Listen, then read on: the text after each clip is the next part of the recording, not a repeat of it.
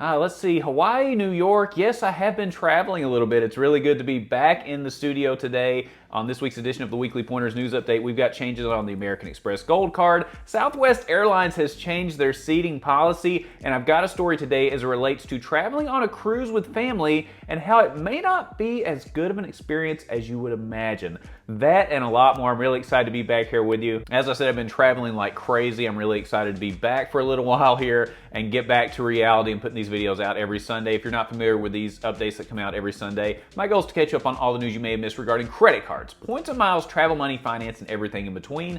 Super simple to follow along. On one side of the screen, there's a list of topics with a timer down below and timestamps down in the description below. If you do find this video helpful or mildly entertaining, don't forget to be awesome. Give me a big thumbs up on the video and subscribe to the channel. Hit the bell notifications for alerts. And if you're interested in any of the cards mentioned in today's video, or if you're interested in applying for any card in the future, make sure you use my referral link down in the description below. When you apply using that referral link, it does greatly help support the channel, and I really appreciate everyone for doing that so far. We've got a lot of news to cover, including how to get some free Chick Fil A. Yes, that's always a good thing, so stay tuned at the end of the episode to see that. But we've got a lot to cover. If you're ready, I'm ready. Let's go. First of all, just to play some catch up, this is an offer that came out not too long ago, but I want to make sure everybody is aware of it because it's one that I actually signed up for recently myself. So the Chase Ink Business Preferred Card right now has a 120,000 Chase Ultimate Reward offer after $8,000 spend in the first 3 months. Now, I will have an unboxing and review video of this card coming up later in the week, so I did get that one. I'm really excited about it, but 120,000 Chase Ultimate Rewards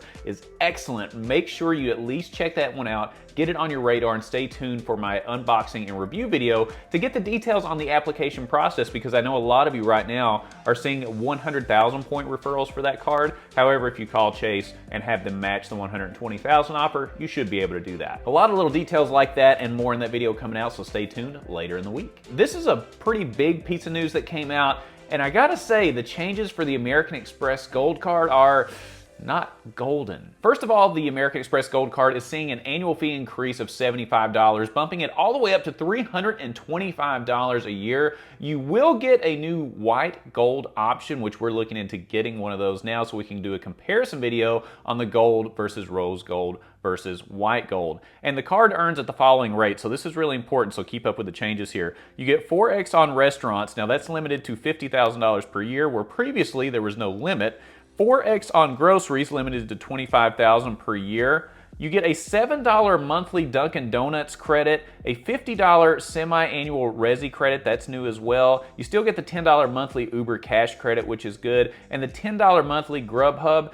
Five Guys, previously not available on Five Guys, but it is now available, so that is going to replace Shake Shack, if you think of it that way. So where you used to be able to use that credit for Shake Shack, now it's going to be Five Guys. I've got to tell you, stuff like this is starting to drive me crazy because American Express is showing this interest in creating more and more monthly credits that you have to keep up with. And it's really aggravating. Credit cards should be a tool that are easy to use. But on the other hand, the credit card issuers are thinking about it, saying, people aren't going to keep up with all these credits, which they're probably not. And they're not going to have to pay out those credits for a lot of the customers that are out there. There's somebody at American Express that makes a lot more money than I do that's making these decisions. But I got to say, I'm not a fan of this, especially the $7 Dunkin' Donuts credit. Oh my goodness, why do they do things like this? Why? Just why a $7 credit on Dunkin' Donuts? It makes no sense to me. These endless credits are getting ridiculous. I would rather have a lower annual fee than have to keep up with these credits. But let me know what you think about it. I mean, there's a lot of changes here. At least there's a new color option, which again, hopefully we'll get in soon and be able to compare with the other two options. But I hate stuff like this. The American Express Platinum card was already experiencing this to a pretty great degree, and it looks like the Gold card is following right behind. Bilt. What in the world have you done? So Bilt's CEO sent out an email last week which essentially addressed the Bilt rent day changes, and the long and short of it, the email in the fine print, it's mentioned that beginning in August 2024, the double points on Bilt MasterCard will be limited to a max of only 1,000 points each month on rent day. The previous max was 10,000 points. Holy cow. I have no clue what they're thinking in this particular case unless they are just losing money hand over fist. This is a huge selling point for their card. This is the cornerstone of how they branded the card, was being able to get all these points from rent day, and now look where we are, offering a max of 1,000 points instead of 10,000. I think this is a total disaster. I mean, I don't know what they're thinking. When I think about this, I'm trying to figure out why this would be the case. The only thing that I can think of is they're just losing money left and right with the points, doing it the other way. But if that was what you founded your card on in the first place, maybe you run those scenarios beforehand. Let me know if you have the Bilt card right now. Is this a big deal for you? Or maybe I'm overblowing it. I'm not sure. This is just my opinion. But if you've got the Bilt card or you've thought about getting the Bilt card, let me know if this impacts your excitement about it. Are you going to keep the card, or is this going to keep you from applying for the card? Man, what a huge hit. I know Bilt had built up kind of a loyal fan base that was sticking with them and giving the card momentum, but things like this will absolutely kill it. I'm interested to see what they do in the future to combat this, because there's going to be some backlash involved. A lot going on. I hate it when cards do this. Just like the American Express Gold card, not great news. I want to hear what you think in the comments below. If you're looking for 5 free nights at an IHG property, well, the Chase IHG Premier card may be able to help you out. So the Chase IHG Premier card is offering a bonus of 5 free nights, with each free night valued at up to 60,000 points after you spend $4,000 in purchases within the first 3 months. These 5 free night certificates expire 1 year after they're issued, but I love bonuses like this. If you're trying to plan a trip in the next 12 months and you're trying to figure out where to stay and you've got card offers like this one, this is awesome. I absolutely love it. This takes care of essentially your entire stay for a week or close to a week just by signing up for a card. And again, these are the advantages of getting into points and miles. Instead of paying hundreds of dollars every single day, you can just get 5 free nights this way. So I absolutely love this offer. I think it is definitely worth considering. Let me know what you think about this one. Let me know your thoughts on IHG properties. I'd stay at IHG properties every now and then, but it's not something I do frequently. As you know, I usually stay at Hyatt and Hilton properties. But let me know your thoughts on IHG. Do you think this is worth it? Let me know in the comments below. Southwest Airlines has always had a unique way of handling airline seating. Now, if you don't travel a whole lot, Southwest Airlines essentially has open seating where they board people by groups. Everybody lines up in a number, and once you get on the plane, it's a free-for-all. You can go in and find whatever seat that you want. Middle seat. Why would anybody pick a middle seat first? But an aisle seat, a window seat, and then eventually the middle seats get filled in last. So there was really no separation. There really wasn't any premium seating. There wasn't any difference in leg room or anything like that when it came to the people sitting in the first few rows versus the back few rows. Well, now that is all changing based on research done by Southwest Airlines. So now Southwest Airlines is going to begin offering assigned seats. So they're going to offer premium seats with more legroom, and that's going to account for about 1/3 of all the seats that are going to be on those flights. And their research does state that an overwhelming majority of people want assigned seating. And in fact, according to their press release, quote, "When a customer elects to stop flying with Southwest and chooses a competitor, open seating is cited as the #1 reason for the change. By moving to assigned seating model, Southwest expects to broaden its appeal and attract more flying from its current and future customers," end quote.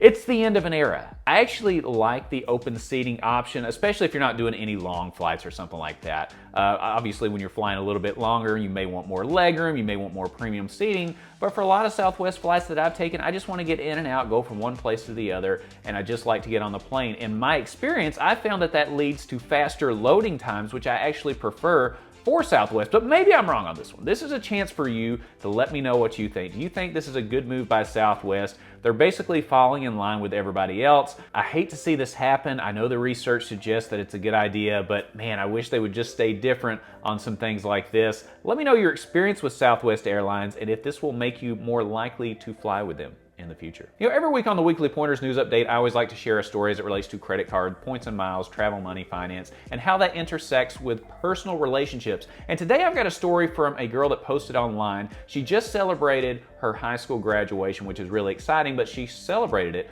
by going on a trip with her family on a cruise, in fact. However, it didn't turn out quite as she expected, so she posted this online. I'm going to read it word for word from her, and you let me know if she made a mistake in this particular scenario. Okay, I'm going to start reading now. I graduated from high school back in December. As a gift, my parents got me a cruise. It was also for my 18th birthday. It was also a family vacation and for my graduation. We usually stay at an all-inclusive resort, but I've always wanted to go on a cruise. I told my parents it was different and that if we went on excursions, we had to follow the schedule no matter what. Well, it was a week-long cruise and they would not head back to the ship when I said it was time to go. They were busy shopping and bargaining with the locals. I finally said that I was heading back to the ship. My mom just waved me off. They missed the departure by a lot, like 45 minutes. They got a hold of me through WhatsApp. They wanted to know why I didn't get the boat to wait for them. I wanted to scream that they were not going to inconvenience 3,998 people because two of us could not understand what a schedule was. They ended up having to fly to the next port from there, and it was expensive. They are pissed at me for leaving them behind. I don't know what I was supposed to do. They literally told me they knew what they were doing. I wish I had never asked for this. They are making me miserable because I left without them. Boy, oh boy, this is an interesting story. If you've never been on a cruise, if you don't get back to the ship when it is ready to go, it is going. And once it starts leaving, it ain't gonna pull back in to catch somebody that's running a few minutes late. It is going, and it is going to the next port. So there's a lot of stuff at play here.